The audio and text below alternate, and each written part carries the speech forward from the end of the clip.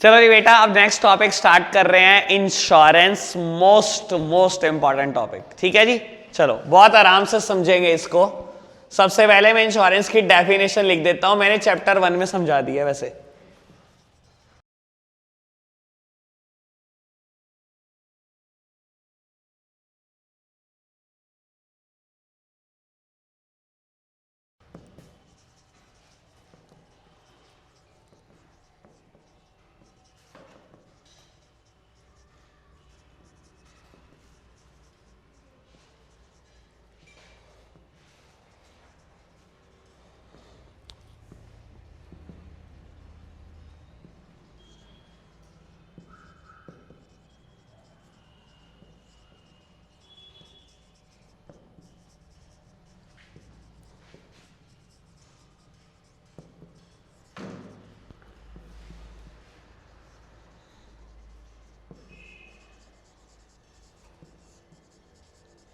लो जी, अब सब आराम से समझेंगे। बेटा इंश्योरेंस की डेफिनेशन लिखी है। इंश्योरेंस का मतलब क्या है, पढ़ना जरा। कहता है insurance is the contract between insurer and insured in which insurer agrees to make good the loss and return of a payment called premium. Insurance क्या है बेटा, कॉन्ट्रैक्ट है। और बेटा वन वे नहीं होता, कॉन्ट्रैक्ट दो लोगों के बीच में होता है। दो लोगों के बीच कॉन्ट्रैक्ट है, एक इंश्योरर और एक इंश्योर्ड। इंश्योरर कौन होता है, इंश्योरेंस कंपनी। इंश्योर्ड कौन होता है बेटा, इंश्योर्ड कौन होता है, जिसने इंश्योरेंस लिया है। इंश्योरर कौन है, इंश्योरेंस कंपनी। इंश्योर्ड कौन है, जिसने इंश्योरेंस लिया है। कहता है insurance is a contract between insurer and insured. अब बेटा दोनों कहीं ना कहीं कोई प्रॉमिसेस करेंगे, ये प्रॉमिस कर रहा है। In which insurer agrees to make good the loss.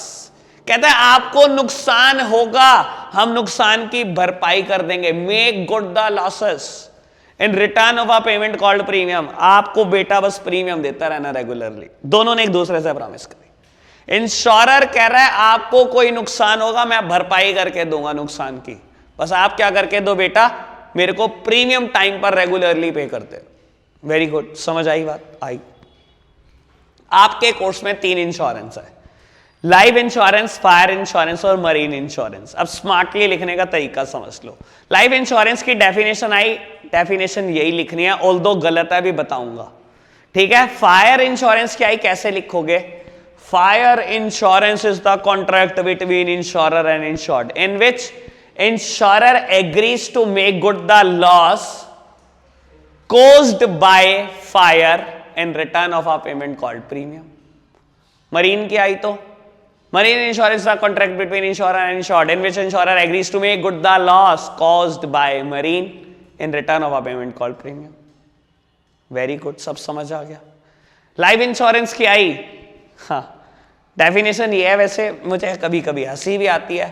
देखो क्या है, life insurance is the contract between insurer and insured in which insurer agrees to make good the loss. Insurer ने कहा आप मर जाओ और मैं करूंगा जिंदा आपको, बस प्रीमियम देते रहना, ऐसा कुछ। बेटा मैं पहले भी बोल चुका हूं, लाइफ इंश्योर कभी होती नहीं। किसने बोल दिया लाइफ इंश्योर होने लगी? लाइफ बेटा लाइफ का अश्योरेंस होता है, नॉट इंश्योरेंस। हजारों जगह देखते हैं लिखा हुआ, करोड़ों जगह लाइफ इंश्योरेंस। अरे भाई लाइफ इंश्योर होती है कभी?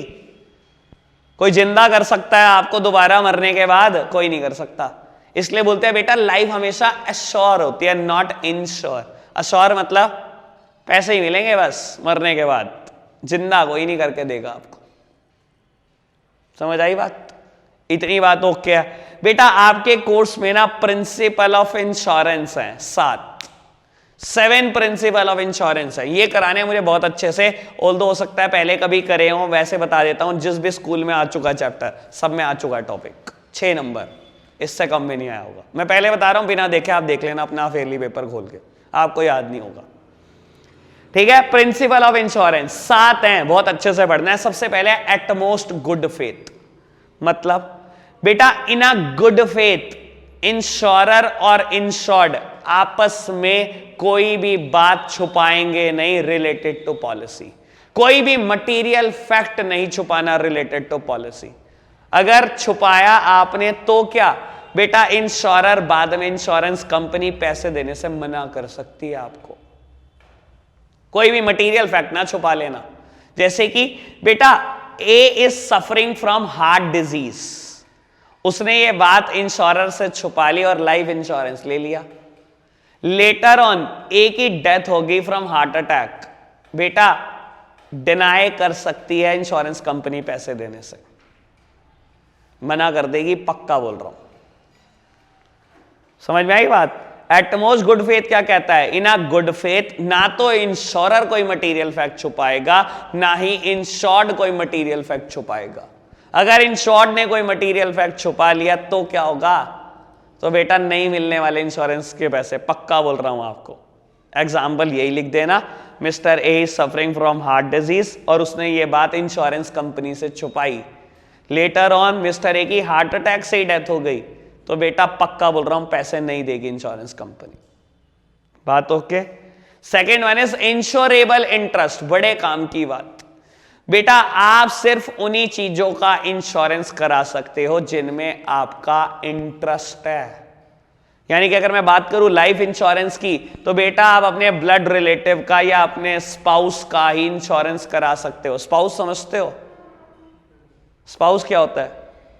वाइफ। स्पाउस क्या होता है पागल, बोलते नहीं कुछ, पिट जाओगे।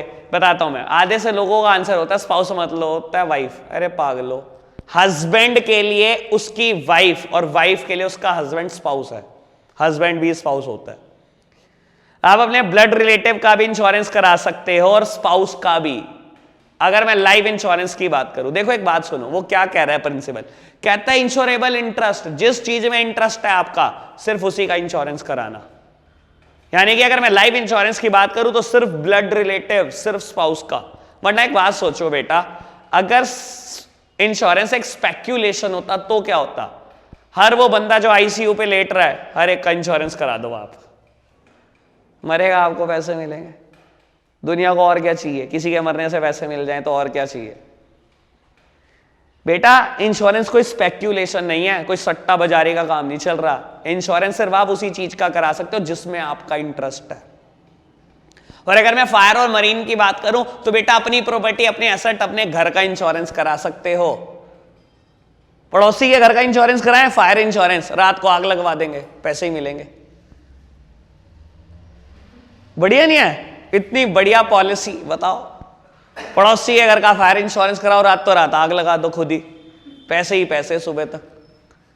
नहीं बेटा, इंश्योरेंस सिर्फ उसी चीज का कराया जा सकता है जिसमें हमारा इंटरेस्ट है। इतनी बात ओके? पक्का? Third one is indemnity.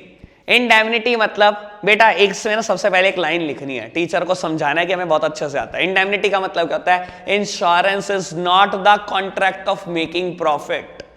Insurance से प्रॉफिट नहीं कमा सकते, बस अपने नुकसान की भरपाई कर सकते हैं।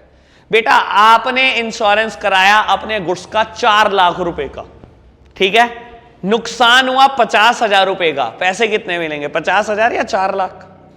50,000 सिर्फ नुकसान की भरपाई होगी। 50,000 का नुकसान हुआ, ये कहूंगा लाओ 4 लाख लाओ, लाओ 3.5 लाख कमाता हूं। नहीं बेटा, insurance is not the contract of making profit. Insurance का पर्पस क्या होता है?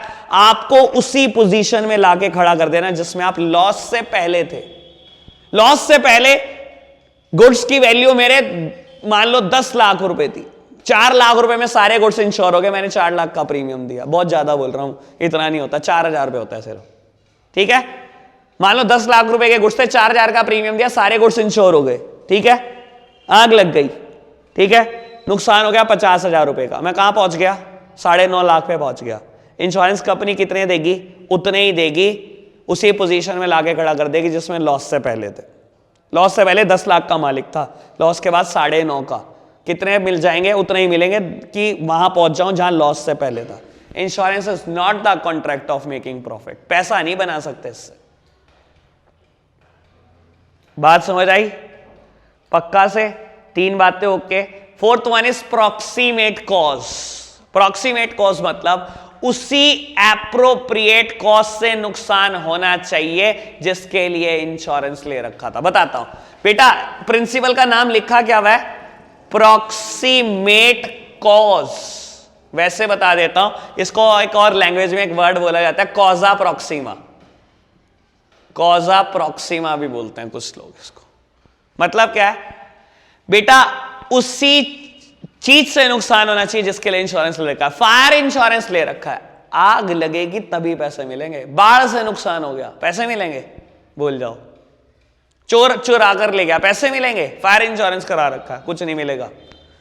आग लगेगी तभी पैसे मिलेंगे, वही एप्रोप्रिएट कॉज होना चाहिए जिसके लिए इंश्योरेंस लिया गया है। बात ओके? पक्का बताओ, 4 बातें समझ में आई? एटमोस्ट गुड फेथ समझ में आया? कोई भी बात नहीं छुपानी, कोई भी मतलब गर्लफ्रेंड का नाम भी बताना है? नहीं भाई नहीं। Material fact related to policy, मैं ऐसे ही बोलता हूं ना, कोई भी बात नहीं छुपानी, मटेरियल फैक्ट नहीं छुपाना रिलेटेड टू पॉलिसी। बैच में खड़ा हुआ सुन रहा था मैं एक बच्चे से, कहता कोई बात नहीं छुपानी। मैंने कहा मतलब घर, अगर वो तेरे से पूछे घर में कितनी प्रॉपर्टी पड़ी है, सब बता देगा उसको?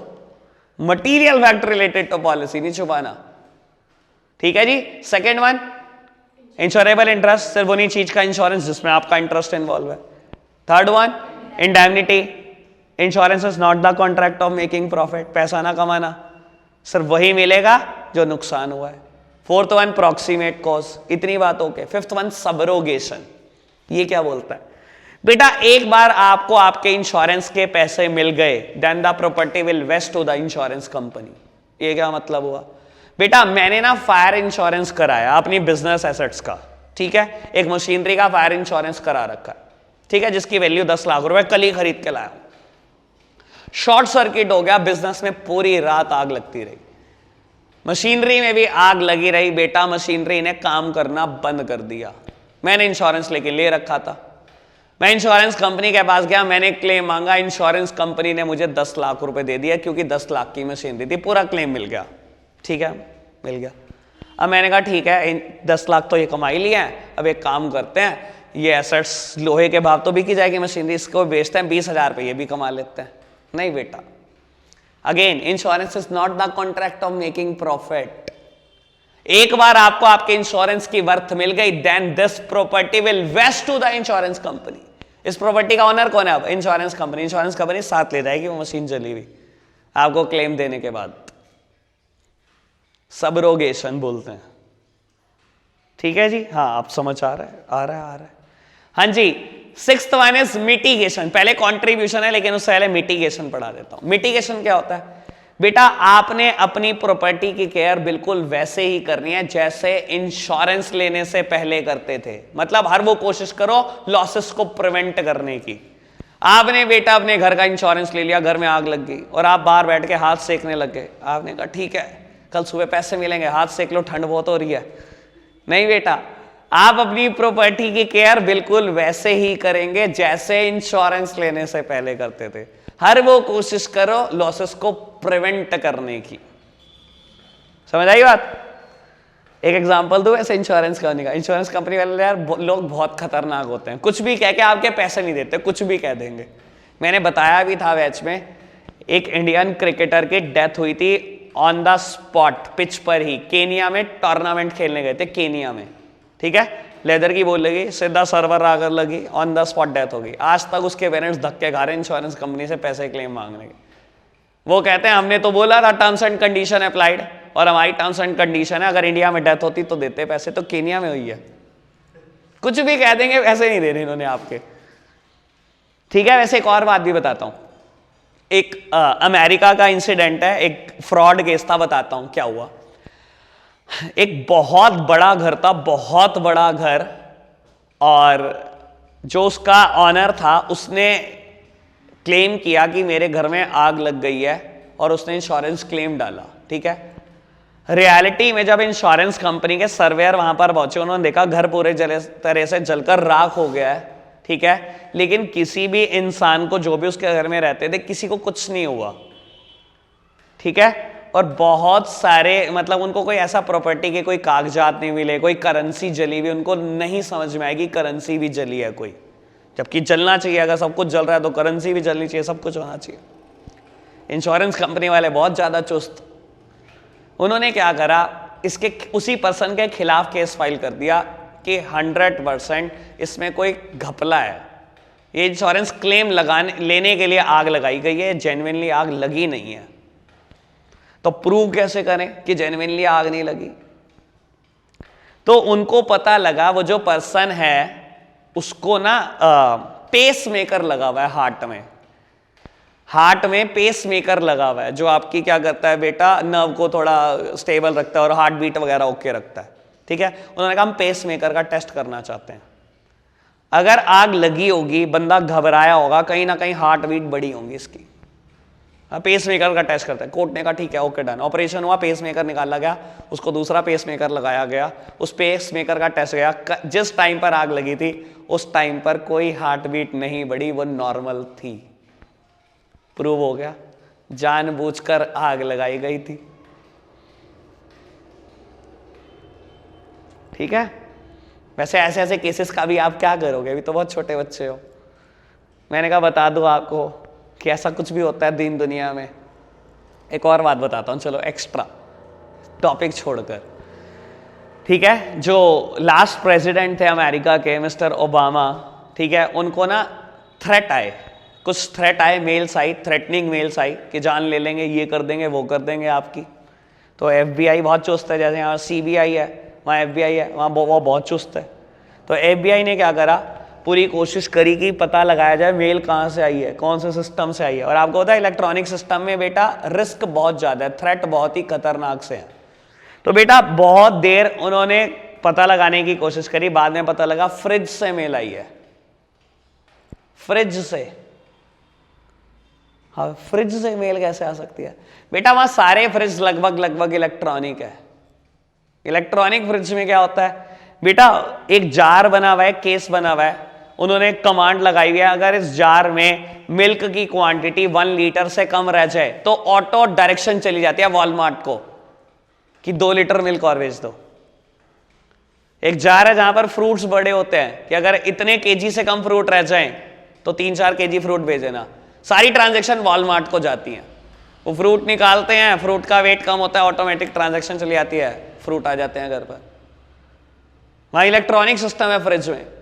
बाद में पता लगा वो मेल फ्रिज ने करी थी। सोच सकते हो ऐसा कुछ भी होता है दुनिया में। खैर अभी मैं बोल रहा हूं ना, मेरे पास खुद टाइम की कमी है इस वजह, वरना मैं आपको बताता एग्जाम्पल, आप सर पकड़ लेते हैं। ऐसा कुछ भी होता है दुनिया में। ठीक है जी, चलो आगे बढ़ते हैं बेटा। बेटा हमने 6 प्रिंसिपल का डिस्कशन कर लिया, एक रह गया कंट्रीब्यूशन। लो ये भी समझ लो बेटा, नाम ही क्या है, कंट्रीब्यूशन। तो बेटा कहीं ना कहीं बेटा कुछ लोग कंट्रीब्यूट करके पैसा देंगे। लो समझते हैं बेटा, आपने क्या किया, आप मिस्टर ए, आपने अपने हाउस का इंश्योरेंस करा लिया, अपने घर का इंश्योरेंस करा लिया, ठीक है, फ्रॉम 3 इंश्योरेंस कंपनीज। ठीक है, कंपनी ए से भी इंश्योरेंस करा लिया 5 लाख रुपए का, जिसको आप प्रीमियम देते हो 5,000 रुपए। ठीक है, कंपनी बी से भी इंश्योरेंस करा लिया 3 लाख रुपए का, जिसको आप प्रीमियम देते हो 3,000 रुपए। कंपनी सी से भी इंश्योरेंस करा लिया 2 लाख रुपए का, जिसको आप प्रीमियम देते हो मान लो 2,000 रुपए। ठीक है, घर का इंश्योरेंस करा लिया, घर में आग लग गई, 3 कंपनियों से इंश्योरेंस कराया हुआ है, आग लग गई घर में, 1 लाख रुपए का नुकसान हो गया। ठीक है, आपने कहा लाओ भाई कंपनी है 1 लाख ले आओ, कंपनी भी 1 लाख तुम भी ले आओ, और कंपनी सी 1 लाख तुम भी ले आओ। Insurance is the contract of making profit. Profit नहीं कमा लिया, प्रॉफिट कमा सकता है नहीं। Insurance is the contract of not making profit. Speculation थोड़ी है, सट्टा बाजारी चल रही है यहां पर। 1 लाख का नुकसान है, 3 पार्टियों से 1 लाख रुपए निकलवा लोगे क्या? नहीं बेटा, ये सब कंट्रीब्यूट करके देंगे in the ratio of premium कह लो, in the ratio of premium कह लो, या in the ratio of secured amount बोल लो। अब बेटा प्रीमियम की रेशो क्या है? 5:3:2। 5:3:2 में देंगे, 5:3:2 में देंगे। कंपनी ए कितना देगी? 5/टोटल 10। कंपनी बी कितना देगी? 3/10। और बेटा कंपनी सी कितना देगी? 2/10। यानी कि बेटा ये देगा 50,000 रुपए, ये देगा 30,000 रुपए, और ये देगा 20,000 रुपए। मिलाकर कितना हुआ? 1 लाख ही तो लेना था। पैसा नहीं कमा सकते आप इंश्योरेंस कंपनी से। साथ के साथ प्रिंसिपल ओके, बढ़े आगे बेटा। अब लाइफ इंश्योरेंस टॉपिक स्टार्ट कर रहे हैं। 3 इंश्योरेंस है ना हमारे केस में, life insurance, fire insurance, marine insurance. सबसे पहले लाइफ इंश्योरेंस, और लाइफ इंश्योरेंस 5 तरीके के हैं, ठीक है बाबू। आज पिछली सारी कसर निकल जाएगी अगर किसी दिन भी बैच की जल्दी छुट्टी हुई है तो, ठीक है। हाँ, तो अगर रोना आए तो बता देना, ठीक है, मैं ब्रेक कर दूंगा, ठीक है जी। चलो बेटा, लाइफ इंश्योरेंस 5 तरीके का है, whole life insurance and endowment. पहले 2 की बात करते हैं। लो जी, सब मेरी तरफ देखेंगे बेटा, समझना है तो, रटना है तो कोई नहीं, बुक में लिखा हुआ है, ठीक है जी। होल लाइफ इंश्योरेंस और एंडोमेंट, डिफरेंस क्या होता है बेटा? ये लाइफ इंश्योरेंस कैसा है? होल लाइफ, मरने के बाद ही मिलेगा, जीते जी मिलता नहीं है किसी को, होल लाइफ, ठीक है ना। अपॉन डेथ मिलता है और हमेशा नॉमिनी को मिलता है, सिर्फ और सिर्फ नॉमिनी को मिलेगा, डेथ पे ही मिलेगा बेटा। ये क्या है? एंडोमेंट। ये कब मिलता है? ये मिलता है बेटा डेथ और maturity, which ever is earlier, दोनों में से जो जल्दी हो जाए। इसमें पैसा बेटा आपको खुद को भी मिल सकता है या नॉमिनी को भी मिल सकता है। समझाता हूं। 25 साल के आप हो, किसी ने इंश्योरेंस ले लिया 25 साल की एज में, 30 साल के लिए, ठीक है, 30 साल का लाइफ इंश्योरेंस करा लिया, ठीक है, यानी कि up to attaining the age of 55, ठीक है। 55 की एज हो गई, उसकी डेथ नहीं हुई, क्या पहले हुआ, डेथ या मैच्योरिटी? मैच्योरिटी हो गई। जिंदा है अभी? जिंदा है। किसको पैसे मिल जाएंगे? उसको खुद को मिल जाएंगे। 53 में उसकी डेथ हो गई, क्या पहले हुआ, डेथ या मैच्योरिटी? डेथ। पैसे किसको मिलेंगे? नॉमिनी। डेथ और maturity which ever is earlier पे पैसे मिलते हैं, आपको खुद को भी मिल सकते हैं या आपके नॉमिनी को। बात okay. Third one is joint life policy. Joint life बेटा जनरली हस्बैंड और वाइफ कराते हैं या 2 पार्टनर किसी पार्टनरशिप फर्म के करा लेते हैं, ठीक है। Premium is paid by the either of the 2, कोई भी प्रीमियम पे कर दो, हस्बैंड पे करना चाहे हस्बैंड कर दे, वाइफ पे करना चाहे वाइफ पे कर दे, कोई भी कर लो पे, ठीक है। लेकिन अगर किसी एक की डेथ हो गई तो अदर सर्वाइवर को पैसे मिल जाएंगे। हस्बैंड की डेथ होगी तो वाइफ को मिल जाएंगे, वाइफ की हुई तो हस्बैंड को मिल जाएंगे। प्रीमियम कोई भी दे सकता है, मुझे पक्का पता है आपका क्वेश्चन, दोनों की इकट्ठे होगी तो। मैं बहुत अच्छे जानता हूं आपको, घबराओ ना आप, आपको लेग पुलिंग की जरूरत नहीं पड़ेगी, ठीक है ना। दोनों की इकट्ठे होगी तो क्या बेटा, कहीं ना कहीं कोई नॉमिनी रहेगा पक्का, और अगर नहीं रहेगा तो बेटा सारा पैसा गवर्नमेंट का, ठीक है जी। इतनी बात ओके, ओके इतनी बात। चलो fourth one is annuity policy. ये बहुत बढ़िया है एन्यूटी पॉलिसी। लो मैं भी बताऊंगा, मैं भी जिंदगी में कराना चाहता हूं एन्यूटी। लो समझने की कोशिश करना एन्यूटी को। एन्यूटी पॉलिसी क्या होती है बेटा? देखो कई बार ना एक इंसान को लगता है कि उसने एक सर्टेन एज तक काम करना है, उसके बाद कमा नहीं पाएगा। वो लगता है, हर इंसान को लगता है कि यार मैं 45-50 तक काम कर पाऊंगा, उसके बाद काम करने लायक नहीं रहूंगा, मेरे को फ्यूचर सिक्योर रहे, पैसे आते रहे, हर इंसान को लगता है, ठीक है। तो बेटा आप ऐसे केसेस में क्या कर सकते हो? प्रीमियम पे कर सकते हो, लंपसम प्रीमियम दे सकते हो। लंपसम प्रीमियम देने से क्या होगा बेटा, आपने आज 10 लाख रुपए आपके पास है, आप 25 साल के हो, आपने 10 लाख रुपए इंश्योरेंस कंपनी को दे दिए और बोल दिया जब मैं 50 साल का हो जाऊंगा मुझे ये पेमेंट दे देना।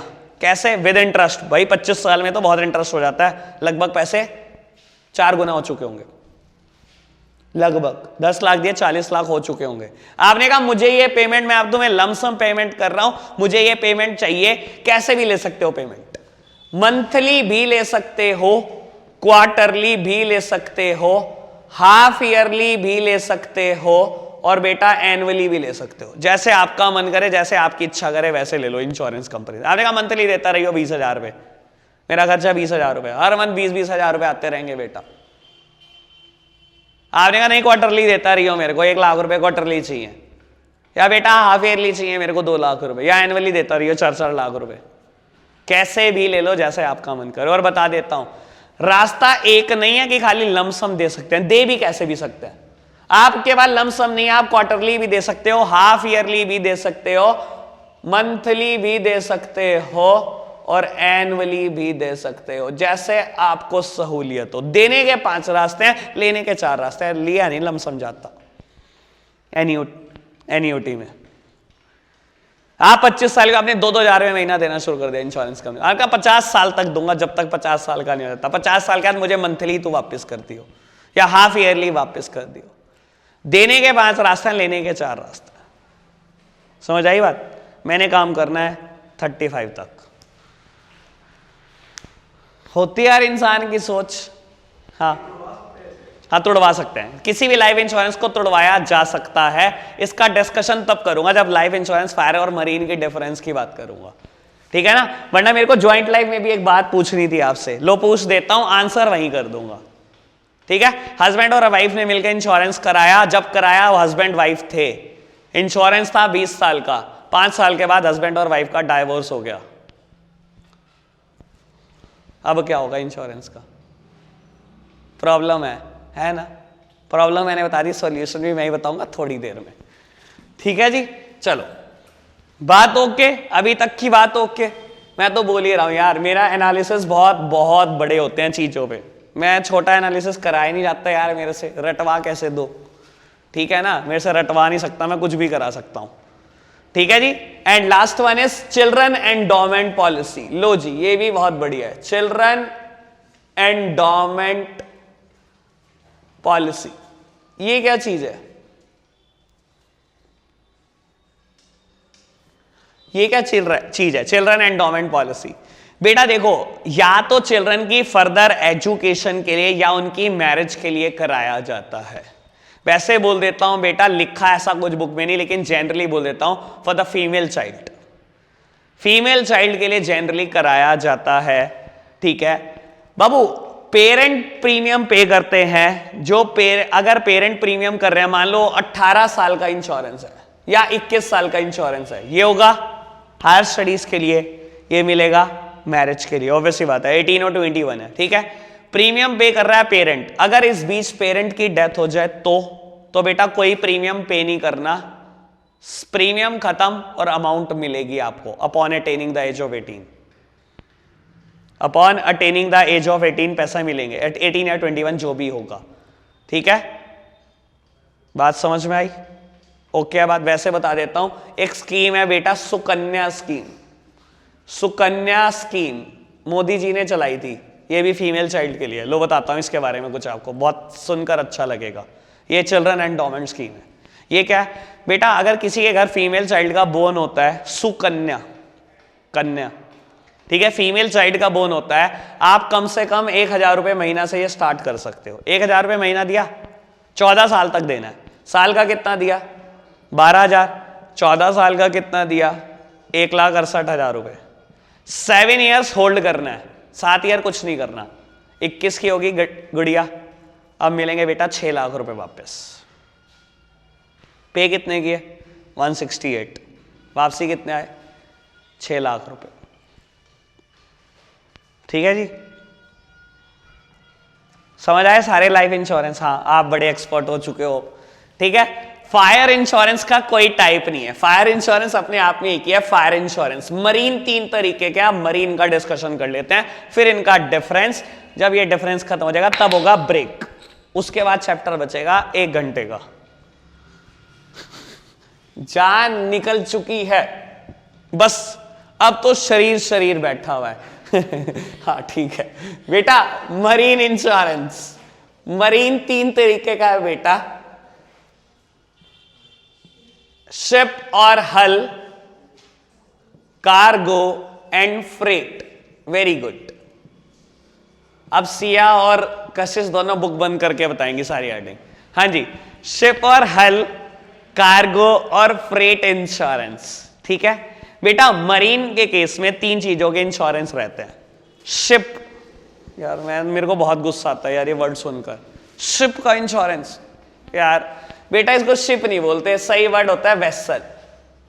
शिप से ना इंसान आया जाया करते हैं, गुड्स वेसल पर आया जाया करता है, उसे शिप नहीं बोलते किसी भी हाल में, ठीक है। अब एनसीईआरटी यार क्या कह सकते हैं, ठीक है ना, लिखते शिप और हल है।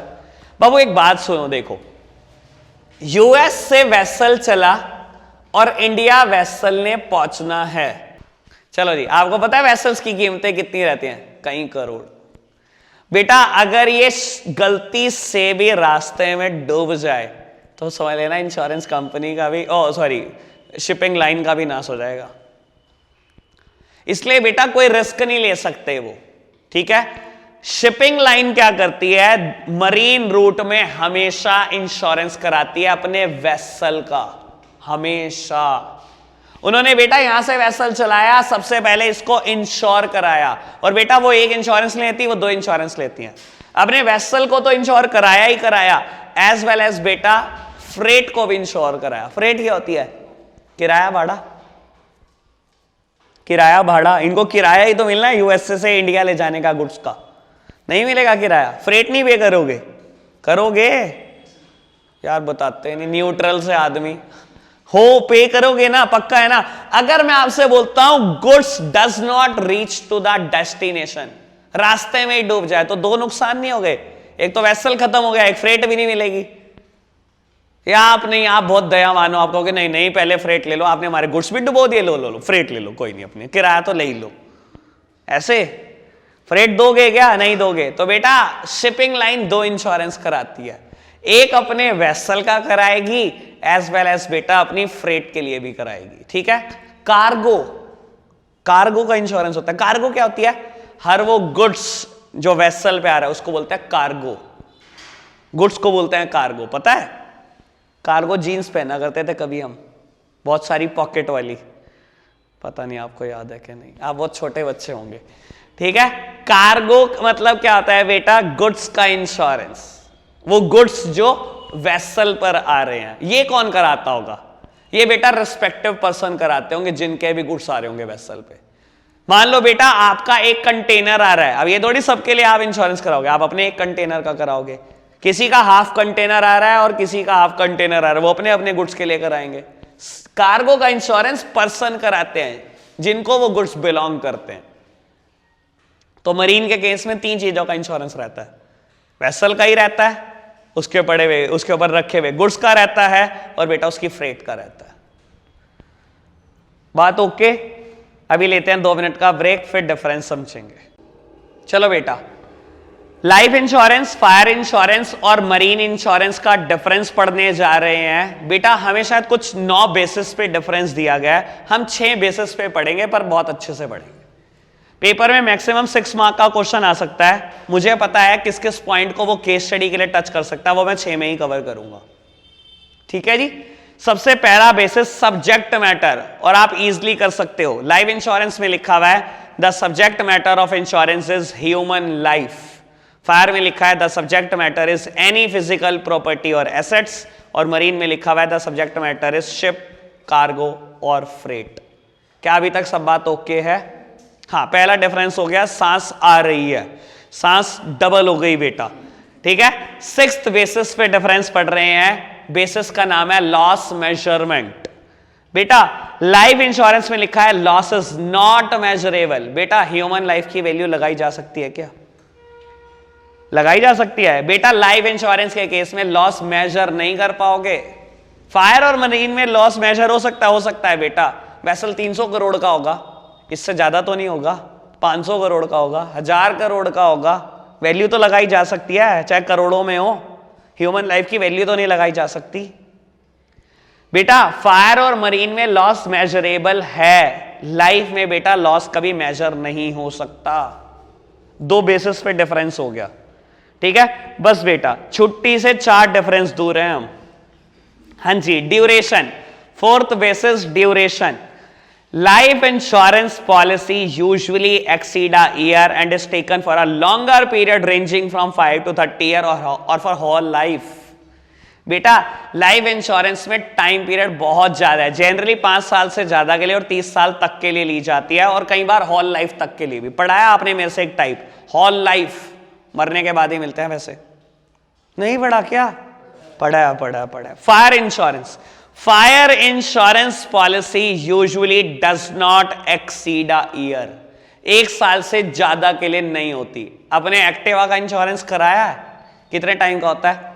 1 साल एग्जैक्टली। और उसके बाद दोबारा 1 साल, उसके बाद दोबारा 1 साल। 1 साल से ज्यादा के लिए नहीं होता बेटा। फायर में सारे इंश्योरेंस होता है, थेफ्ट का भी होता है, लेकिन बता रहा हूं फायर में भी सिमिलर केस है, 1 साल के लिए ही होता है इंश्योरेंस। और मरीन में फॉर अ सी जर्नी, जिसको आप वॉयज बोलते हो बेटा, लिखा हुआ है मरीन इंश्योरेंस पॉलिसीज फॉर 1 और पीरियड ऑफ वॉयज और मिक्स्ड। बेटा जनरली ये वॉयज के लिए होता है, 1 सी जर्नी के लिए होता है, दिन नहीं फिक्स होते। यूएस से गुड्स चला, इंडिया पहुंचेगा, जितने दिन में भी पहुंचेगा, पूरी जर्नी सिक्योर्ड है आपकी। 15 में पहुंचे, 17 में पहुंचे, 16 में पहुंचे, ठीक है। एक बात बताता हूं, चलो एक किस्सा याद आ गया, यहां से पहले किस्सा बता देता हूं आपको। बेटा आपको पता है चाइना कहां पहुंचता जा रहा है? वो चीजें करता जा रहा है जो बिल्कुल इम्पॉसिबल है, बिल्कुल इम्पॉसिबल। अभी कुछ टाइम पहले मैं एक कहानी शेयर करता हूं आपको। अमेरिका ने कोई ऑर्डर प्लेस करना था किसी चीज का, उसके सामने 2 चॉइसेस थी, इधर इंडिया और चाइना। उन्होंने इंडिया को बोला, आप बताओ हमारे को ना टाइम कॉन्स्ट्रेंट है, हमारे को बहुत जल्दी चाहिए प्रोडक्ट, आप बताओ कितने दिन में दे सकते हो? तो बेटा इंडिया ने बोला 3 महीने लगेंगे, ठीक है, नहीं कुछ शायद 2 महीने, 1 महीना में प्रोडक्शन में लगेगा और 1 महीने की जर्नी है, इससे पहले कोई नहीं दे सकता आपको, पूरी दुनिया घूम लो आप, दे नहीं सकता आपको, 2 महीने से पहले कोई नहीं दे सकता। चाइना ने बोला 1 महीना में देंगे। अब इंडिया हैरान, यार 1 महीना तो प्रोडक्शन में चाहिए, देंगे कैसे? उन्होंने क्या करा भाई साहब, ऐसी चीज हो चुके हैं वो आप सोच नहीं सकते। उन्होंने वेसल में लगाई फैक्ट्री और सारे एम्प्लॉइज भरे, 3 शिफ्ट के, 8 घंटे की एक शिफ्ट, 8 घंटे की दूसरी शिफ्ट, 8 घंटे की तीसरी, सारे एम्प्लॉय भरे जो तीनों शिफ्ट पे रहेंगे। वेसल चला, चाइना से पहुंचेगा अमेरिका, 1 महीने में पहुंचेगा। उन्होंने रास्ते में ही सारा प्रोडक्शन करा, पैकिंग करी, जब अमेरिका पहुंचा गुड्स रेडी, लो जी। कुछ तो होगा ठीक है जी, चलो। हाँ जी, सेकंड बेसिस ऑफ डिफरेंस पढ़ते हैं, एलिमेंट। बेटा life insurance has the element of protection and investment both. अभी समझने की कोशिश करना है। बेटा देखो एक बात सुनो, फायर और मरीन कभी मैटर ऑफ इन्वेस्टमेंट नहीं है, always a matter of protection. एक बात बताओ बेटा, आपने अपने घर का इंश्योरेंस कराया, 5,000 रुपए दिए, घर इंश्योर हो गया, पूरे साल घर को कुछ नहीं हुआ, आप ऐसे कहते हो ला भाई 5,000 वापस कर विद ब्याज, इंटरेस्ट के साथ? ऐसे नहीं बेटा, वो 5,000 रुपए खत्म, अगले साल फिर 5,000। एक्टिवा के इंश्योरेंस में ऐसे करते हो क्या? 3,200 रुपए का इंश्योरेंस कराया, एक्टिवा इंश्योर होगी, पूरे साल एक्टिवा कुछ नहीं, आने का लाओ जी 3,200 रुपए ले आओ विद इंटरेस्ट ले आओ। ऐसे होता है क्या? नहीं। कभी होता है? मरीन में ऐसा होगा क्या? मरीन और फायर इस टर्म्स में बिल्कुल सिमिलर हैं, they are the matter of protection only, never the matter of investment. कोई इन्वेस्टमेंट का मैटर नहीं है। लेकिन बेटा लाइफ इंश्योरेंस में एक हिस्सा नहीं है, लाइफ इंश्योरेंस में प्रोटेक्शन तो दे ही रहे हो आप अपनी फैमिली को, as well as matter of investment too. 25 साल की एज में इंश्योरेंस कराया, 30 साल के लिए, 55 तक का, बेटा कुछ नहीं हुआ आपको, जिंदा हो आप 55 साल में, कितना पैसा मिलेगा? 30 साल में आपने पैसा दिया 30 लाख रुपए, बेटा कम से कम 60-70 लाख रुपए वापस मिलेगा।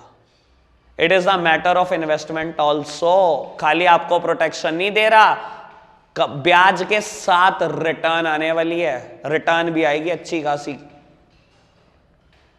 समझ आई बात? फायर और मरीन कभी रिटर्न नहीं देते बेटा, पैसे खत्म इंश्योरेंस कराते ही। लाइफ इंश्योरेंस में क्या होगा बेटा? पैसे वापस पक्का आएंगे, matter of investment as well as protection. वो सिर्फ मैटर ऑफ प्रोटेक्शन है, इन्वेस्टमेंट नहीं। क्या क्लियर हो इस बात को लेकर? 4 डिफरेंस हो गए, बचे 2, तेरा क्या होगा कालिया? हाँ जी, 7th वन, सरेंडर वैल्यू और पेड अप वैल्यू। लो जी समझना, जरा मेरी तरफ देखना जरा, लो जी समझने की कोशिश करो। बेटा लाइफ इंश्योरेंस की सरेंडर वैल्यू होती है, फायर और मरीन की नहीं होती, ये तो मैं बोल देता हूं, लेकिन समझा भी देता हूं, ठीक है।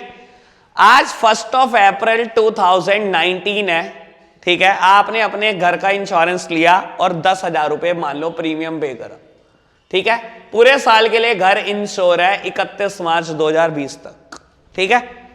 साल पूरा होने ही वाला था, 15 मार्च को पहुंच गए इंश्योरेंस कंपनी के पास, 15 मार्च 2020 को। आपने कहा मुझे इंश्योरेंस नहीं चाहिए, मैं सरेंडर कर रहा हूं इंश्योरेंस, लो अपना इंश्योरेंस यहीं रख लो, लाओ मेरे 10,000 रुपए वापस।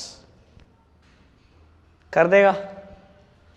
छोड़ो 15 मार्च, 5 अप्रैल को पहुंच गए आपने कहा ये पकड़ इंश्योरेंस, मेरे को नहीं चाहिए, मुझे सरेंडर करना है, मुझे मेरे पैसे वापस कर देगा? बोल जाओ, कुछ नहीं सरेंडर होता। फायर इंश्योरेंस सरेंडर नहीं होते, मरीन इंश्योरेंस सरेंडर नहीं होते, इनकी कोई वैल्यू नहीं होती, सरेंडर वैल्यू। यूएस से गुड्स चले और इंडिया पहुंचेंगे गुड्स, 15 दिन की जर्नी है, 8 दिन के बाद आपने कहा ले भाई मरीन इंश्योरेंस मुझे नहीं चाहिए, वापिस कर ले अपना मरीन इंश्योरेंस, मुझे चाहिए ही नहीं, सरेंडर हो जाएगा। और सरेंडर वैल्यू होती होगी कोई? सरेंडर नहीं हो सकता, ना फायर ना मरीन। लेकिन लाइफ की बात करते हैं। आपने बेटा प्रीमियम तय हुआ 1 लाख रुपए साल, ठीक है, 1 लाख रुपए साल दे रहे हो प्रीमियम, 30 साल के लिए आपने लाइफ इंश्योरेंस लिया, ठीक है।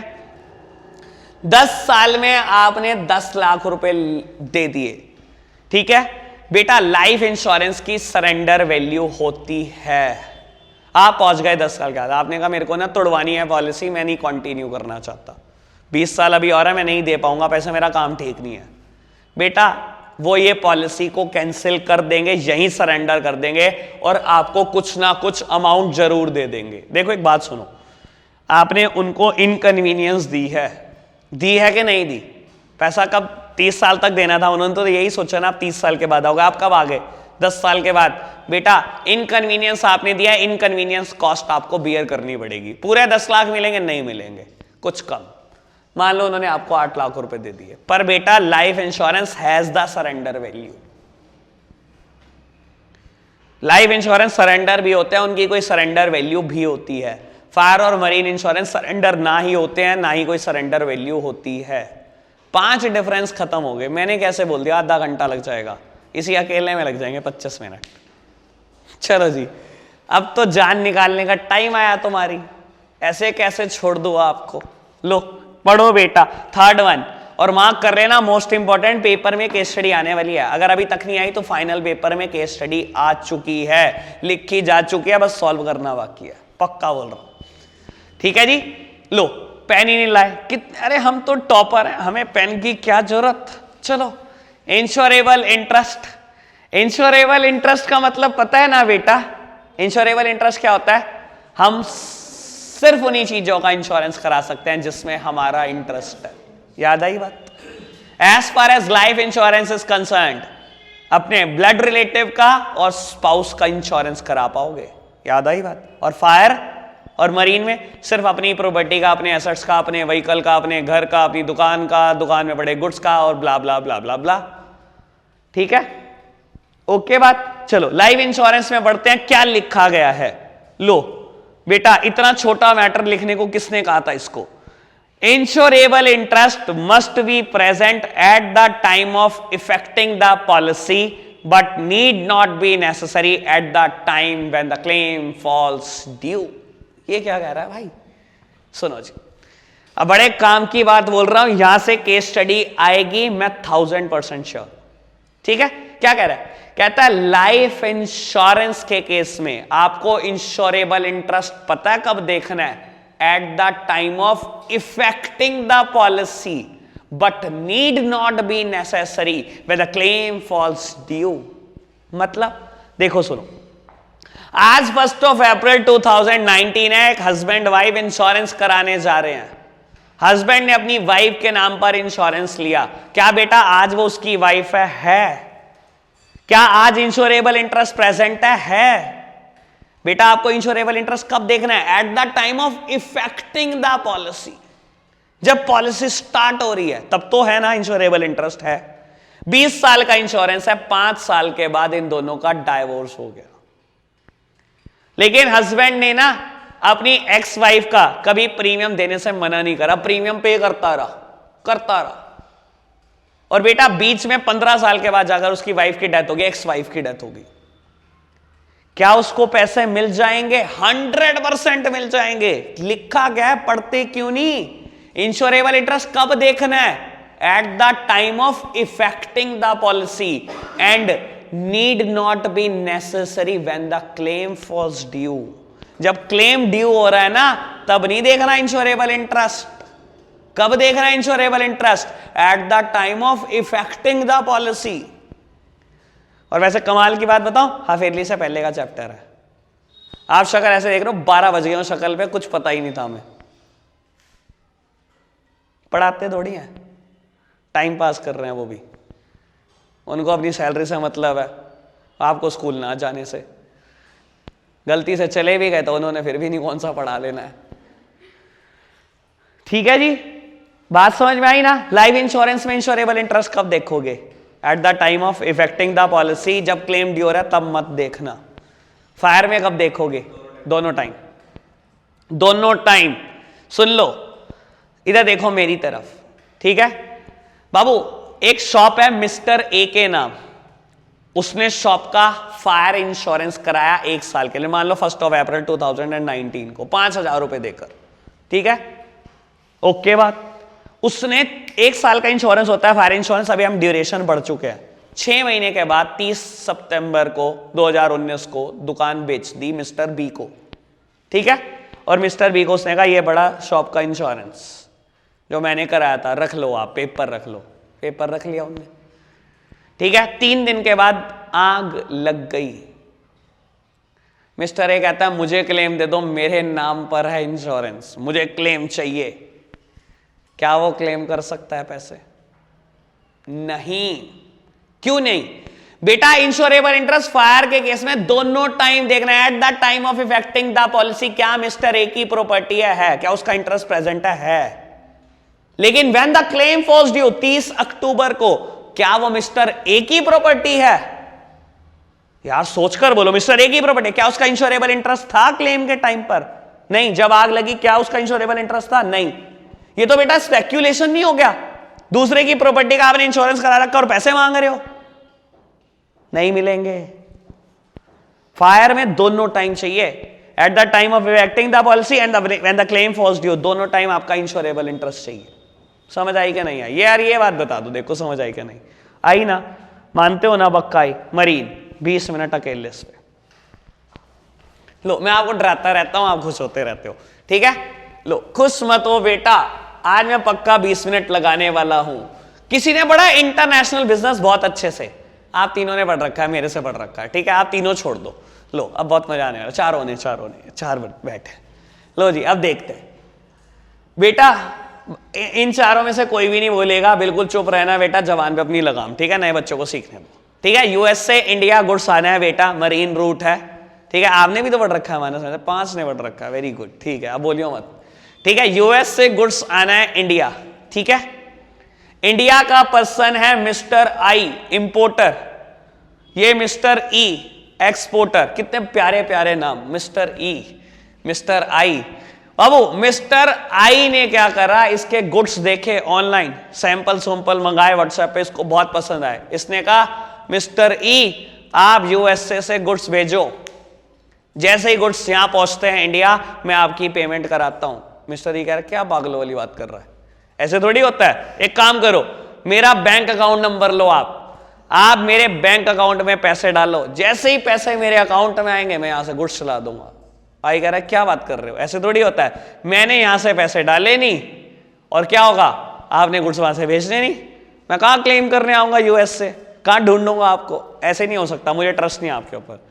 वो कह रहा है यही बात मेरे साथ है, मैंने यहां से गुड्स चला दिए, इंडिया गुड्स पहुंच गए, क्या ट्रस्ट है आप पैसे दोगे? मैं कहां ढूंढूंगा आपको? डील हो नहीं पाई। कैसे जाते होंगे गुड्स? कौन अच्छा पहले पैसे जाते होंगे, पहले गुड्स निकलते होंगे? बस ये बता दो आज नए बच्चे, पहले पैसे जाते होंगे ना शिवा? चल पैसे दे दिए इसने, यहां पैसे पहुंच गए, ये कहता है मैं गुड्स भेजता नहीं, जो होता है कर ले। पैसे भेजे आपने 10 लाख, पहली बार यूएस पहुंच गए आप पैसे ढूंढने अपने, 1.5 लाख रुपए की फ्लाइट पकड़ी आपने आने जाने की। पहली फ्लाइट में बंदा समझ नहीं आया कहां ढूंढू 2-3 दिन रुक कर आए, 3-4 लाख खर्च हो गए, वापिस आ गए इंडिया। आपने कहा दोबारा जाऊंगा एक बार ढूंढने, 3-4 लाख फिर खर्च आ गए, 10 लाख ढूंढने गए थे, 10 और खर्च हो गए, अभी तक बंदा नहीं मिला। कैसे है?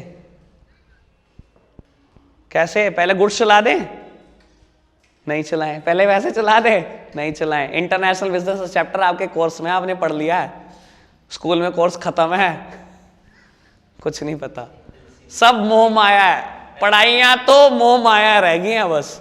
लो समझो, तुम्हारी ऐसी की तैसी। बेटा एक स्पेशल अकाउंट खुलता है बैंक में नोन एज एलसी। समझाता हूं। आई ने पूछा ई से बता तेरे घर के आसपास कौन सा इंडियन बैंक है। इसने कहा स्टेट बैंक ऑफ इंडिया है मेरे घर के आसपास। यूएसए में होता होगा नहीं होता होगा यार, हेले यार, ये भी नहीं पता दीन दुनिया के बारे में। होता है, पक्का होता है, पक्का पक्का। इसने कहा एसबीआई। उसने कहा ठीक है। ये एसबीआई में गया, इसने एसबीआई में एलसी खुलवाई, लेटर ऑफ क्रेडिट। अकाउंट का फीचर क्या है? पैसे जमा कर दिए तो विड्रॉल का राइट खत्म, विड्रॉ नहीं कर सकते। इतना बढ़िया अकाउंट है ये, अगर एक बार पैसे जमा होंगे विड्रॉ नहीं होंगे। चलो पैसे जमा कर दिया आपने, एसबीआई में एलसी खुलवाई। इस एसबीआई बैंक ने इस एसबीआई बैंक को बोला, ई को बोलो गुड्स चलाए, पैसे मैं दूंगा। बैंक ने गारंटी दे दी, इस बैंक ने ई को गारंटी दे दी, यहां से गुड्स चला, मैं दूंगा पैसे। सर इंसानों की गारंटी वैलिड नहीं है, बैंक की तो वैलिड है। मेहुल चौकसी का नाम सुना है? नीरव मोदी का क्या फ्रॉड था पता है? बैंक गारंटी पे फ्रॉड था। अभी कल बताता हूं आपको, थोड़ी देर के बाद, थोड़ी देर के बाद चलो बताता हूं आपको फ्रॉड क्या था, पहले ये भी बता दूंगा आपको, ठीक है? वही तो सुनने आते हो तुम मेरे से, और क्या सुनने आते हो तुम्हें? लीगल काम तो कोई पसंद है नहीं। हाँ जी, तो बेटा बैंक की गारंटी तो वैलिड है, बैंक ने गारंटी दे दी, ई गुड्स चला, मैं दूंगा पैसे। एसबीआई ने बोला, एसबीआई यूएसए ने। इसने क्या करा? गुड्स वेसल पर बुक करा दिए, वेसल पर गुड्स बुक हो गए। इसको एक बेटा प्रूफ मिलता है कि ये गुड्स आपके हैं। रसीद तो देनी पड़ती होगी ना वेसल वाले को, ये गुड्स आपके हैं, तो रसीद का नाम है उसका bill of lading. Bill of lading, पता नहीं यार, कभी सुनते नहीं क्या कुछ? एक तो इतनी अजीब शक्लें बनाएंगे जैसे मैंने क्राइम कर दिया कुछ बताकर। बिल ऑफ लेडिंग है इसका नाम, ठीक है? बिल ऑफ लेडिंग क्या हुआ? मिस्टर ई को मिल गया, गुड्स चल चुके हैं यहां से। ई ने क्या करा? एसबीआई यूएसए को दिया बिल ऑफ लेडिंग, कहता लाओ अब मेरे पैसे दो। इसने कहा भी देते हैं आपको। इसने ये बिल ऑफ लेडिंग यहां से यहां भिजवाया एसबीआई को। बिल ऑफ लेडिंग यहां पहुंच गया, प्रूफ पहुंच गया कि गुड्स चल चुके हैं अमेरिका से। इसने ये पैसे एसबीआई बैंक को दिए, एसबीआई ने मिस्टर ई को दिए, पैसे पहुंच गए यहां पर। बेटा ये बिल ऑफ लेडिंग इसने क्या करा? मिस्टर आई को हैंड ओवर कर दिया और आई को बोला जाओ पोर्ट पर बिल ऑफ लेडिंग दिखाकर गुड्स क्लियर करा कर ले आओ। कोई रिस्क है? अब पैसे का रिस्क है, गुड्स का रिस्क है, नहीं है? समझ आया कुछ? तो मैं क्या पढ़ा रहा था? इंश्योरेंस, ये कैसे आ गया बीच में? हाँ बिल्कुल बिल्कुल, अभी इसका इस्तेमाल होने वाला है, घबराओ ना, टेंशन नहीं लेनी बिल्कुल भी, इसका यूज होगा, वरना थोड़ी पढ़ाता। हाँ जी, अब होगा क्या समझो। बेटा मिस्टर ई जब ये गुड्स वेसल पर बुक कराएगा, बेटा बिना मरीन इंश्योरेंस हुए गुड्स बुक हो ही नहीं सकते। इंपोर्ट और एक्सपोर्ट की सबसे बड़ी ब्यूटी है insurance is compulsorily required, compulsorily required. एक बात बताओ बेटा, अभी जब इंश्योरेंस करा कर दे रहा है, क्या इन गुड्स का मालिक आई है? बस सोच कर बोलना, क्या इन गुड्स का मालिक आई है? अभी तक गुड्स किसके हैं? ई के हैं। इंश्योरेंस किसने कराया? ई ने कराया। किसके नाम पर हुआ? आई के नाम पर हुआ इंश्योरेंस। इंश्योरेंस किसके नाम पर हुआ? आई के नाम पर हुआ। मालिक कौन है? ई है। अभी तक इंश्योरेंस करा दिया। बेटा जैसे एलसी, जैसे लेटर बिल ऑफ लेडिंग भेजा जाता है बैंक को, वैसे ही ये क्या करता है? इंश्योरेंस भी देता है, बिल ऑफ लेडिंग भी देता है और इंश्योरेंस भी देता है। और ये इंश्योरेंस और बिल ऑफ लेडिंग इस एसबीआई के पास आता है और फिर आते हैं आई के पास, ठीक है? यहां से अमेरिका से गुड्स चले, 2 दिन के बाद इनके पास सब कुछ आ गया, इंश्योरेंस के पेपर भी आ गए और बिल ऑफ लेडिंग भी आ गया। तीसरे चौथे दिन ये डूब गया। वैसे क्या आई क्लेम कर सकता है पैसे? 100% कर सकता है पैसे। पर आपको क्या लगता है? मुझे ये समझाना था कि पैसे क्लेम कर सकता है? नहीं, मुझे समझाना था इंश्योरेबल इंटरेस्ट। अब सुनना, मरीन इंश्योरेंस के केस में insurable interest at the time of effecting the policy होता ही नहीं आपका। चलो जी ठीक है बेटा, देखो इंश्योरेबल इंटरेस्ट कब देखना है मरीन में? At the time of effecting the policy interest मत देखना, क्योंकि प्रेजेंट होगा ही नहीं। इंश्योरेंस ई ने करा कर दिया आई के नाम पर, जबकि आप अभी ऑनर हो ही नहीं। इंश्योरेबल इंटरेस्ट प्रेजेंट है आई का? अभी तक नहीं, होता ही नहीं, कभी भी नहीं होता मरीन में। लेकिन बेटा जब गुड्स डूबे तब मालिक कौन बन चुका है? Bill of lading, a proof of ownership किसके पास है? आई के पास। क्या आई ऑनर बन चुका है? बन चुका है। इंश्योरेंस किसके नाम पर है? आई के नाम पर है। क्या when the claim falls due I owner है। बेटा मरीन में इंश्योरेबल इंटरेस्ट सिर्फ तभी प्रेजेंट होता है when the claim falls due, कभी होता ही नहीं at the time of effecting the policy. यही लिखा गया, समझ आई बात? लाइफ में कब होता है? लाइफ इंश्योरेंस में कब होता है? At the time of effecting the policy, when the claim falls due देखना मत। फायर में दोनों टाइम, मरीन में at the time of effecting the policy मत देखना, when the claim falls due तब देख लेना। और मैं कहता आपको रट लो, आप कहते 3 सेकंड में रट ली, छुट्टी। क्यों लगा रहे हो 20 मिनट इस पे? बोलते ना आप मेरे को, पक्का बोलते थे आप, कहते छोड़ो याद हो गया बस, हम तो एक्सपर्ट याद करने के, PhD पास हैं याद करने में। हाँ जी ठीक है, छुट्टी करूँ, एक टॉपिक और करा दो। अरे बहुत टाइम है अभी बाबू, 15 मिनट है, कर ही लो। क्या करोगे घर जाके? घर जाके भी तो सोना ही है हमने। लो एक टॉपिक और निपटा लो बहुत जल्दी से। वैसे मन किसी का नहीं कर रहा, अंदर से सब गालियां दे रहे हैं थोड़ी थोड़ी, चलो कोई नहीं, थोड़ी थोड़ी गालियां मैं सह लूंगा। आगे बढ़ो बेटा। एक और सर्विस है ट्रांसपोर्ट, मुझे कुछ भी नहीं बोलना। जितनी ऑक्सिलरीज टू ट्रेड में आपने ट्रांसपोर्ट की बात पढ़ी है उतनी ही है। क्या? गुड्स को, रॉ मटेरियल को प्लेस ऑफ प्रोडक्शन तक पहुंचाने के लिए और फिनिश गुड्स को प्लेस ऑफ कंजम्पशन तक पहुंचाने के लिए वी नीड ट्रांसपोर्टेशन। और कुछ भी नहीं पढ़ना, दैट्स इट, खत्म हो गया ट्रांसपोर्टेशन। लो जी एक टॉपिक और खत्म हो गया, जैसा प्रॉमिस हुई थी, एक और कर लो। Communication services. लो बाबू लो, ये तो आपकी फेवरेट है ना? फोन के बिना जिंदगी भी नहीं है। टेलीकॉम होता है लेकिन वो, ये कम्युनिकेशन सर्विसेज है। चलो ये समझते हैं बेटा। इसमें एक पार्ट है पोस्टल सर्विस का, पोस्टल सर्विसेज, ये समझ लेते हैं बहुत अच्छे से। पोस्ट ऑफिस हमें कुछ सर्विस देते हैं कि नहीं देते? देते होंगे, कुछ तो देते ही होंगे पोस्ट ऑफिस सर्विस। बेटा पहली बात फाइनेंशियल फैसिलिटी, ऑल्दो बता देता हूं बेटा, ये बात तो ठीक लिखी गई है, इसके बाद की कुछ बातें बहुत पुराने जमाने की लिखी गई हैं। मैं आपको बताता जाऊंगा, बहुत कुछ गलत लिखा हुआ है, मैं बताता हूं आपको। फाइनेंशियल फैसिलिटी बेटा, पोस्ट ऑफिस आपको फाइनेंशियल फैसिलिटी देते हैं? बताओ बताओ जल्दी बताओ, देते हैं? बेटा बता देता हूं, saving bank account post office खोलते हैं, पढ़ा है ना? FD पोस्ट ऑफिस में होती है, RD पोस्ट ऑफिस में होती है। वो सारी फाइनेंशियल फैसिलिटी जो बैंक दे रहा है वो आपको कुछ कुछ पोस्ट ऑफिस भी दे रहा है। लेकिन ये एक्स्ट्रा क्या करते हैं बेटा? कुछ काम यहां पर एक्स्ट्रा होते हैं। NSC, PPF as well as Kisan Vikas पत्र, इन 3 के नाम मत भूल जाना, कुछ भी भूल जाना बस पोस्ट ऑफिस की फाइनेंशियल फैसिलिटी में। बेटा इन तीनों के नाम क्या है? नेशनल सेविंग सर्टिफिकेट, प्यार से बोलते हैं, निक नेम है इसका NSC। क्या हो गया? बोल देंगे, निक नेम होता है ना सबका, ठीक है ना? NSC है, national saving certificate. PPF public provident fund, किसान विकास पत्र, KVPs, ठीक है? वैसे कभी टाइम पर आते थे जब इंदिरा गांधी जी जिंदा थी, IVPs, इंदिरा गांधी विकास पत्र। बेटा इनका काम क्या होता है? इनमें ना बेटा रेट ऑफ इंटरेस्ट थोड़ा सा ज्यादा रहता है, पहली बात। और दूसरी बात बेटा, इन तीनों में अगर आप इन्वेस्टमेंट करते हो तो इनकम टैक्स में छूट मिलती है आपको। समझाता हूं कैसे। आज की तारीख में बैंक में जाकर आप FD कराओ, बैंक से पूछो कितने साल में पैसे डबल, बैंक कहेगा 13 साल, 13 साल में पैसे डबल। बेटा किसान विकास पत्र 11 साल में कर देगा पैसे डबल। रेट ऑफ इंटरेस्ट इनका ज्यादा है, पहली बात।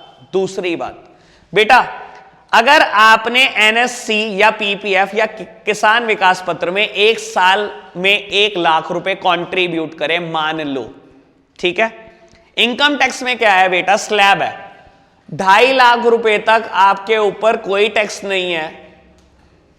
2.5 लाख से 5 लाख रुपए के ऊपर आपके ऊपर 5% टैक्स है। 5 लाख से अगर आपकी इनकम 10 लाख के बीच में है तो आपकी 20% टैक्स है, 10 लाख से ऊपर है तो 30% टैक्स है। ये स्लैब है, ठीक है, एक बात बताओ, अगर किसी इंसान की इनकम 3.5 लाख रुपए तो क्या, देखो 2.5 लाख तक तो कोई टैक्स नहीं है, बचा हुआ 1 लाख उस पर टैक्स देना है, कितना 5%, 5% कितना 5,000 रुपए टैक्स देना पड़ेगा। मैं समझाता हूं, आपकी इनकम 3.5 लाख है, आपने 1 लाख रुपए का ये कुछ ना कुछ खरीद रखा है, ब्याज तो जो मिल रही है मिल ही रही है, अब देखो फायदा, आपने इनकम टैक्स में इनकम दिखाई 3.5 लाख, लेकिन 1 लाख रुपए के क्या कर रखे हैं, एनएससी खरीद रखे हैं, लो जी 1 लाख रुपए की छूट, आपकी इनकम कितनी बची 2.5 लाख, 2.5 लाख पे कोई टैक्स है नहीं है, बच गए। ये बेटा आपका टैक्स सेव करते हैं, 5,000 रुपए बचा लिए इन्होंने, समझ आई बात, हाँ आई थोड़ी आई, पूरी आई थोड़ी आई, आ गई पूरी समझ, हाँ आ गई पूरी समझ, आप तो वैसे भी स्पीड बढ़ जाएगी समझने की, ठीक है। हाँ जी, second one is speed post, speed post करते हैं पोस्ट ऑफिस, हाँ आज ये फर्क जानना है मुझे बेटा, नॉर्मल पोस्ट और स्पीड पोस्ट में क्या डिफरेंस होता है समझना, बहुत काम की बात। पोस्ट ऑफिस दोनों ही फैसिलिटी देता है आपको, है ना, देता है ना, मेल फैसिलिटी बोलते हैं इसको, मेल मतलब चिट्ठी, ये क्यों पढ़ा रहे हैं हमारे को, हम तो इतनी बढ़िया, हमारी तो इतनी बढ़िया चिट्ठी है, ईमेल, इलेक्ट्रॉनिक चिट्ठी में विश्वास है हमारा, कौन भेजेगा चिट्ठियां आजकल, यार लगता नहीं आपको, क्या पढ़वा रहे हो हमारे से, हमारे जमाने की बात पढ़वाओ ना यार, ठीक है ना, आपको और मेरे जमाने में कोई अंतर थोड़ी है, हमने भी कभी चिट्ठी नहीं लिखी, ईमेल, हमने सिर्फ इलेक्ट्रॉनिक चिट्ठियां लिखी हैं भाई, चलो खैर कर लेते हैं बात, लेकिन अब एनसीईआरटी कह रही है तो ठीक है ना, it is equivalent to Guru Granth Sahib, Gita, Quran शरीफ, कुछ भी कह लो, ठीक है ना, पढ़ना ही पड़ेगा बेटा। अब बात करते हैं speed post versus normal post की, क्या फर्क होता है नॉर्मल पोस्ट और स्पीड पोस्ट में। बेटा देखो, जब भी पोस्ट आती है सबसे पहले कहां जाती है, सबसे पहले जाती है मेन पोस्ट ऑफिस में उस सिटी के। मान लो अमृतसर से किसी ने चिट्ठी लिखी, सहारनपुर में आएगी, कहां जाएगी, मेन पोस्ट ऑफिस कहां पर है, रेलवे रोड पर है, पंजाब होटल के बराबर में, वहां पर आई, वहां इसका क्लासिफिकेशन होगा on the basis of area, Numaish camp की ये चिट्ठी है, बेरीबाग की ये चिट्ठी है, पोस्टमैन अलग होते हैं क्योंकि, ठीक है।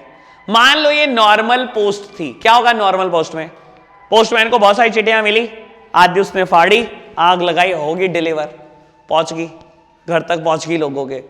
नॉर्मल पोस्ट का कोई प्रूफ है क्या पहुंचेगी कि नहीं, नहीं पहुंचेगी, क्योंकि पोस्टमैन पहुंचाना ही नहीं चाहते, तो पहुंचेगी कैसे, स्पीड पोस्ट पक्का पहुंचेगी, पक्का, क्यों, क्योंकि बेटा स्पीड पोस्ट के केस में आपको एक्नॉलेजमेंट लेनी होती है, जिसको भी आप डिलीवर करके आए हो उसके साइन लेकर आने होते हैं, अब कैसे नहीं करेगा, ये डिफरेंस होता है। और दूसरा डिफरेंस होता है बेटा, नॉर्मल पोस्ट को ट्रैक नहीं किया जा सकता कि कहां तक पहुंची, स्पीड पोस्ट को ट्रैक कर सकते हो आप हर सिंगल मिनट की कहां पहुंच चुकी है। स्पीड पोस्ट के ऊपर एक बारकोड नंबर रहता है, वैसे बता देता हूं, अगर आप पोस्ट ऑफिस से कराते हो एक नंबर होता है, EU से स्टार्ट होता है, EU और फिर न्यूमेरिक नंबर होता है,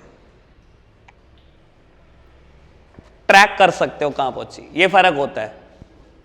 फैसिलिटी देता है ना ये पोस्ट ऑफिस हमें, पासपोर्ट फैसिलिटी, आज की तारीख में ट्रू हो गई ये बात, बताता हूं आपको, ये बहुत पुरानी बात लिखी हुई है, बहुत पुरानी बात, मेरे टाइम में पोस्ट ऑफिस ये फैसिलिटी देना बंद कर चुके थे।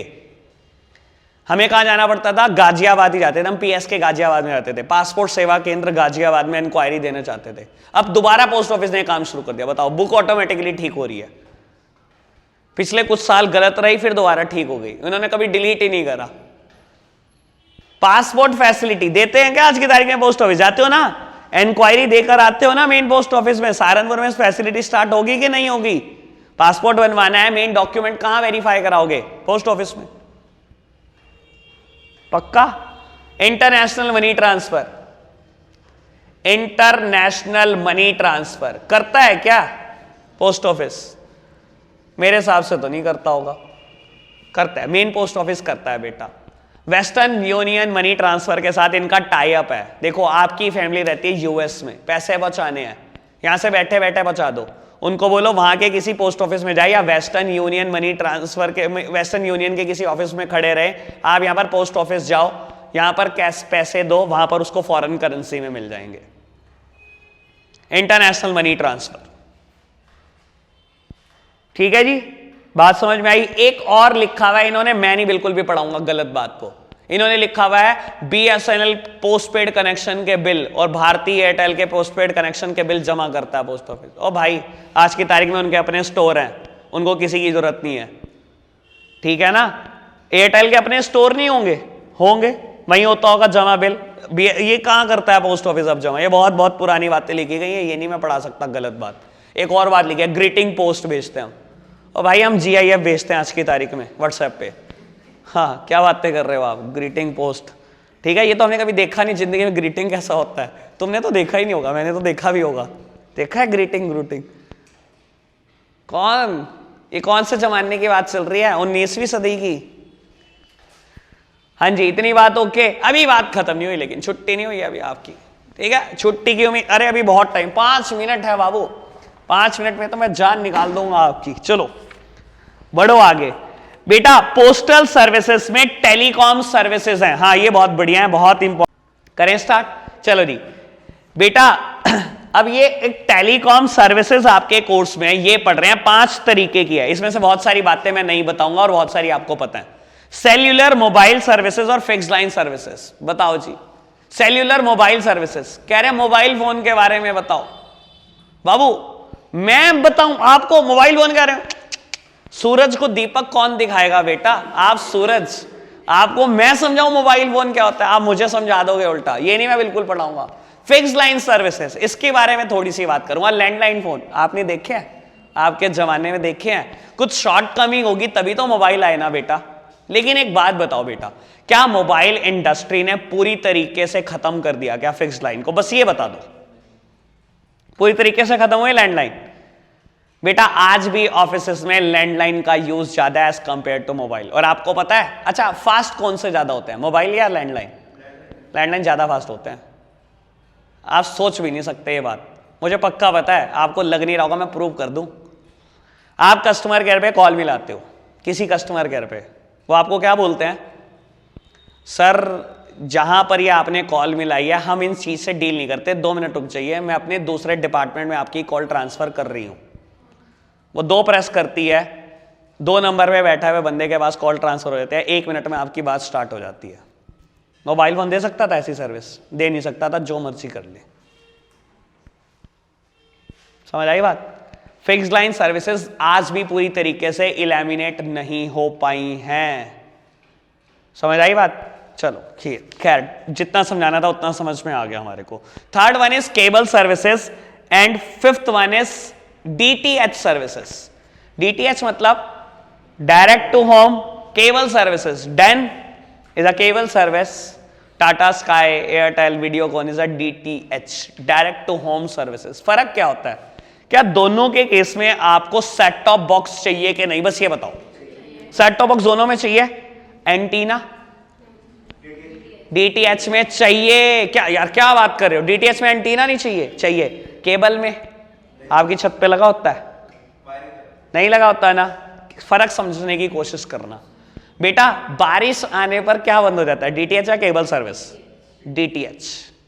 रीजन कभी जानने की कोशिश करी बेटा? देखो, नहीं सैटेलाइट से तो वो भी होता है, मैं फर्क समझाने की कोशिश कर रहा हूं बेटा। DTH के केस में क्या होता है समझो, आपकी छत पर एंटीना लगा है जो एक स्पेसिफिक डायरेक्शन है जिसकी, या सब एक डायरेक्शन रहते होंगे, टाटा स्काई का भी सेम डायरेक्शन, हर एक की डायरेक्शन बदली होती है ना।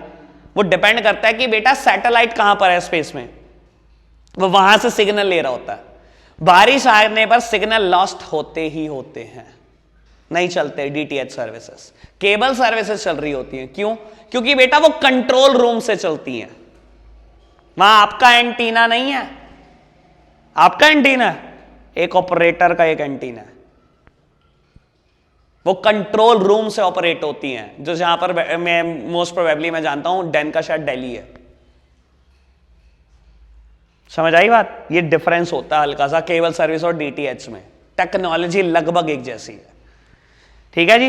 And last one is VSAT। लो बाबू, मैं पहले बुक बंद कर देता हूं फिर स्टार्ट करूंगा। हाँ जी, VSAT सर्विसेज बेटा फुल फॉर्म है वेरी स्मॉल अपर्चर टर्मिनल। ये क्या चीज होती है बेटा? It is just like a live cricket match.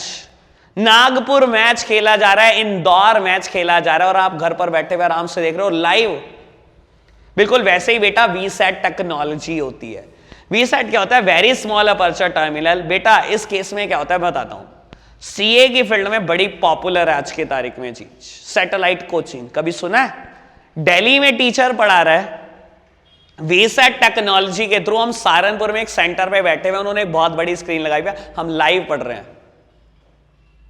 कभी सुना है ऐसा? लाइव कोचिंग हमने लाइव पढ़ी है, मैंने खुद ने लाइव पढ़ी है। दिल्ली में टीचर पढ़ा रहा है और हम यहां पर लाइव पढ़ रहे हैं, इसे बोलते हैं वीसैट टेक्नोलॉजी। बेटा ऐसे केसेस में क्या होता है बेटा, इंस्टॉलेशन करने का तरीका इनका भी सेम है। लगभग एक सैटेलाइट रहती है और क्या रहता है बेटा, जो पर्सन सेंटर लेना चाहता है, जैसे कि कोई सहारनपुर सेंटर लेना चाहता है, तो उसकी छत पर एक एंटीना लगता है, एज वेल एज बेटा उसको एक यूजर आईडी पासवर्ड दिया जाता है एक वेबसाइट का। वो वेबसाइट को एक्सेस करता है, यूजर आईडी डालता है, पासवर्ड डालता है, सिग्नल्स के थ्रू कोचिंग आ रही है उसके पास। वीसैट टेक्नोलॉजी बोलते हैं, वेरी स्मॉल अपर्चर टर्मिनल। ठीक है जी, अभी एक वेयर हाउसिंग रह गया, वो हम देखेंगे परसों। ठीक है, आज के लिए इतना हुआ था, बाय बाय।